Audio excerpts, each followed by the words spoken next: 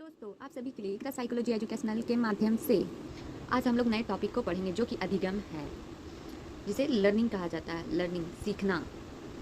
तो अधिगम क्या है? तो यह एक व्यापक मानसिक प्रक्रिया है। इसमें क्या होता है अधिगम में? तो निरंतरता का गुण पाया जाता है। बालकों के समायोजन में मदद के उद्देश्य में उसमें हो रहे परिवर्तन का आभास एवं अनुभव के आधार पर अध्ययन किया जाता है। किसमें? तो अधिगम में। ध्यानपूर्वक एकदम याद रखें कि अधिगम जो है यह एक व्यापक मानसिक प्रक्रिया, यह नियंत्रित चलने वाली प्रक्रिया है। यह बालकों में एडजस्टमेंट, जिसे समायोजन कहते हैं, मदद या उद्देश्य में होने वाली अनुभव अभ्यास के आधार पर अध्ययन किया जाता है। अधिगम में बहुत सारे मनोवैज्ञानिकों ने अपना अपना परिभाषा देते हुए कहा है कि पहला जो मनोवैज्ञानिक है उसमें गेट्स एवं उनके सहयोगियों ने अनुभव के द्वारा व्यवहार में होने वाली परिवर्तन के बारे में अपने अनुसार बताया है। दूसरा है क्रो एंड क्रो, जो कि इन्होंने कहा है अधिगम के अनुसार अंतर्गत आदतें, ज्ञान तथा व्यवहार को ग्रहण कर शामिल करना। किसमें कहा गया? तो अधिगम में कहा गया। कि इन्होंने कहा है तो क्रो एंड क्रो ने कहा है।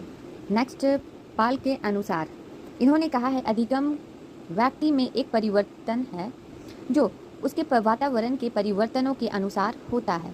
अधिगम में कुछ महत्वपूर्ण परिभाषा है जो कि है सीखना एक सार्वभौमिक क्रिया है।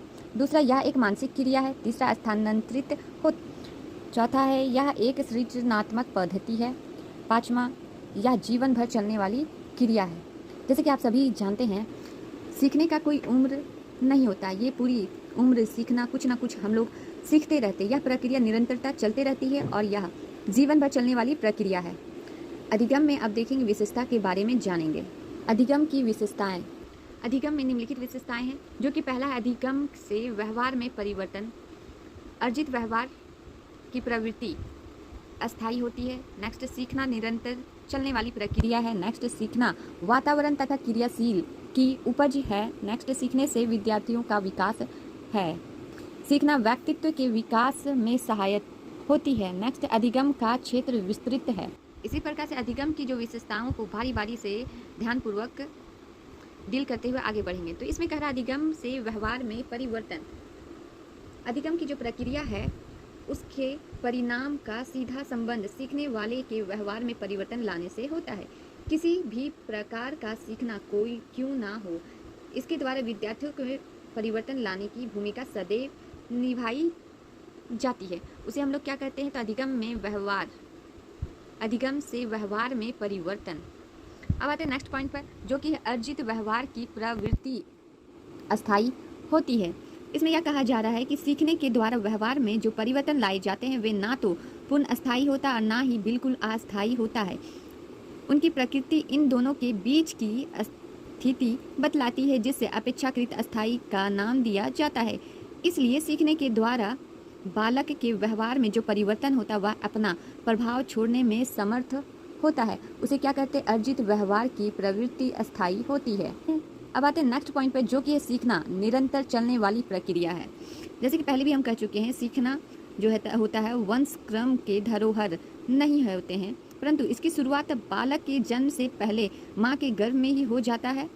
और यह चक्रव्यूह वेदन की प्रक्रिया अपनी माँ के गर्भ से ही उसे समय सीख ली थी, जबकि उसके पिता अर्जुन उसके माता सुभद्रा को उसके बारे में बात बता रहे थे। जन्म के बाद वातावरण में पर्याप्त अनुभवों के द्वारा इस कार्य में पर्याप्त तेजी से आ जाती है और औपचारिक तथा अनौपचारिक, प्रत्यक्ष और अप्रत्यक्ष, इन सभी अनुभवों के माध्यम से हम जब तक मृत्यु की प्राप्त नहीं कर लेते हैं कुछ ना कुछ जीवन भर हम लोग सीखते रहते हैं। उसे क्या कहते हैं? तो सीखना निरंतर चलने वाली प्रक्रिया है। जब तक जिंदा रहते हैं तब तक सीखते ही रहते किसी ना किसी वजह से। अब आते हैं नेक्स्ट पॉइंट पर जो कि है सीखना वातावरण तथा क्रियाशील की उपज है।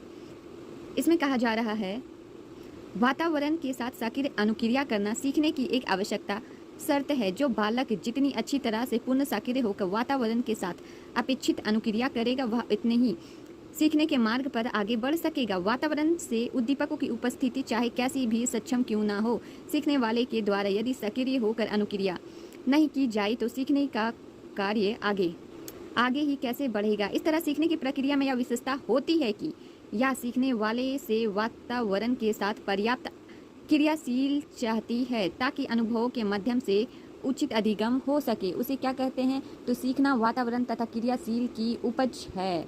अब आते हैं नेक्स्ट पॉइंट पर, जो कि सीखना से विद्यार्थी का विकास। इसमें वृद्धि एवं विकास के सभी आयामों शारीरिक, मानसिक, सामाजिक, संवेगात्मक, नैतिक, सौंदर्यात्मक तथा भाषा संबंधित विकास इत्यादि में सीखने की प्रक्रिया हर कदम पर सहायता पहुंचाती है, उसे हम लोग क्या कहते हैं? तो विद्यार्थियों के विकास के बारे में यहाँ बताया जा रहा है कि लर्निंग में विद्यार्थियों के विकास को कैसे सहायता पहुंचा सकते हैं। अब आते हैं नेक्स्ट पॉइंट पर, जो कि सीखना व्यक्तित्व के विकास में सहायक होता है। इसमें कहा जा रहा है कि बालक के व्यक्तित्व का सर्वांगीण एवं संतुलित विकास शिक्षण का प्रमुख उद्देश्य होता है और सीखने की प्रक्रिया सभी तरह से इस कार्य में अच्छी तरह सहायता पहुंचाती है, उसे हम लोग क्या कहते हैं? सीखना व्यक्तित्व के विकास में सहायक होती है। अब नेक्स्ट पॉइंट, अधिगम का क्षेत्र विस्तृत होता है। बहुधा अधिगम की दुनिया को बौद्धिक एवं गमक क्षमताओं का विकास करने के लिए आवश्यक गतिविधियां एवं क्रियाकलापों तक ही सीमित रखने की भूल की जाती है। विभिन्न विषयों के अध्ययन अध्यापन द्वारा प्राप्त ज्ञान एवं कौशलों के अर्जन को ही बालकों को प्रदान किए जाने वाली अधिगम की शुरुआत और अंत समझ लिया जाता है। अधिगम की प्रक्रिया और उसके परिणाम को दुनिया इतनी सीमित नहीं है। इसके द्वारा बालकों के संपूर्ण व्यवहार में इस प्रकार की अपेक्षित परिवर्तन लाने की भूमिका निभाई जा सकती है, जिसके द्वारा उसके व्यक्तित्व के विकास में भरपूर सहायता मिल सके।